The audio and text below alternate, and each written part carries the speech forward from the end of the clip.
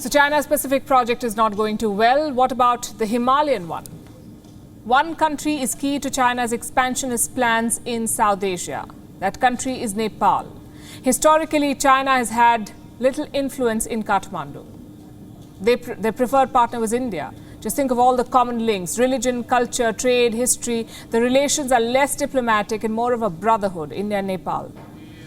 But even brothers squabble. Right now, India and Nepal are locked in a border dispute. 3 territories are in question: Limpi, Adura, Lipu Lake and Kalapani. But India and Nepal claim these territories as their own. Now, this squabble is not new. Since the late 1990s, Nepalese leaders have repeatedly raked up the border issue. One man takes the cake, though.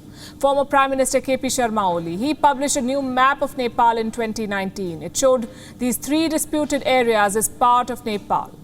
Oli's tenure nearly derailed India-Nepal ties. He cozied up to China. He accused India of spreading COVID-19 to Nepal. It was all kinds of propaganda. But now Sharma Oli is gone. There is a new government in Nepal, one that promised to reset relations with India. And how's that going?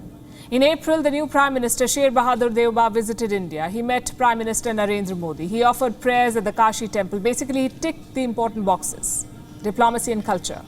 The next month, Prime Minister Modi travelled to Nepal. He visited the birthplace of Buddha in Lumbini. And there, the Indian Prime Minister made an important statement. India-Nepal ties are as ancient as the ocean and as stable as the Himalayas. Does Nepal agree with this? The new government does want a reset in ties, but the disputed territories remain an issue. Here's what the Nepalese Prime Minister said on Sunday. The government of Nepal is always ready to defend its territories.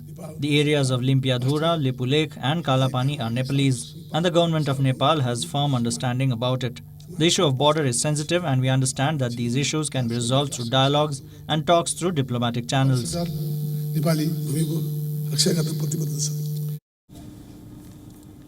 Strong words there.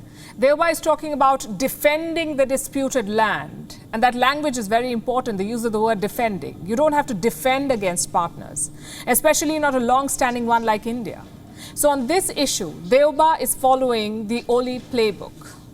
Maybe not as aggressive, but the message is the same. The question is why?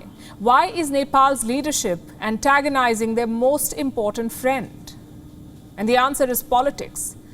The Nepalese have certain perceptions about India, wrong but strong perceptions. That India is undermining Nepal's sovereignty, that India is sort of like the big brother. And Nepal's leaders capitalize on these sentiments. Oli did the same in 2019, Deuba is doing it in 2022. It is more political than strategic.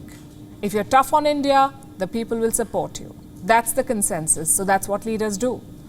But with China, things are different. Let me tell you about Mao Zedong's dream for Tibet. He said Tibet had 5 fingers: Ladakh, Arunachal Pradesh, Sikkim, Bhutan, and finally Nepal. Mao said these 5 regions had to be liberated, in which case Nepal will have to defend itself, really defend itself, not against India but against China.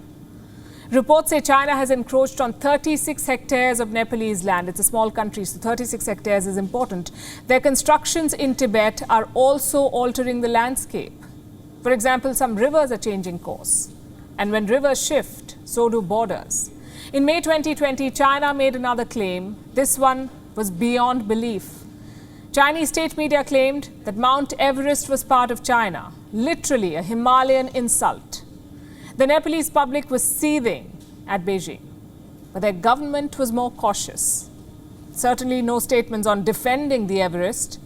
In fact, the very next month, Nepal supported China at the United Nations. The UN was voting on China's crackdown in Hong Kong. 53 nations supported China. Among them was Nepal. What explains this difference in attitude? Why are Nepalese leaders soft on China but hard on India? Like I said, one reason is the politics. The China factor is not politically beneficial. If that changes in the future, so will Nepal's attitude. But by then, will it be too late? China invests nearly $268 million in Nepal every year, $268 million annually. That money is building bridges, making roads, creating power grids. I know it sounds great, but Chinese funds always come at a cost. Just look at Sri Lanka. So Nepal must be wary of this Chinese embrace. Their leaders are used to playing India against China or acting tough on India to gain votes. But that strategy is extremely risky. It could derail ties that have been built over centuries. So Prime Minister Deuba needs to tone down the rhetoric. He needs to focus on the reset. As for India, it's time to introspect. India prides itself on people-to-people relations in South Asia, whether it's Afghanistan, Nepal, Bangladesh or Sri Lanka. India's commitment has always been to the people, not the governments. And the best example of that was 2015. India came to Nepal's rescue during the devastating earthquake. And despite that, why is the perception not changing? Why do Nepalese citizens have misconceptions about India? Solving that must be India's priority. If not, Nepal's leaders will continue with the rhetoric.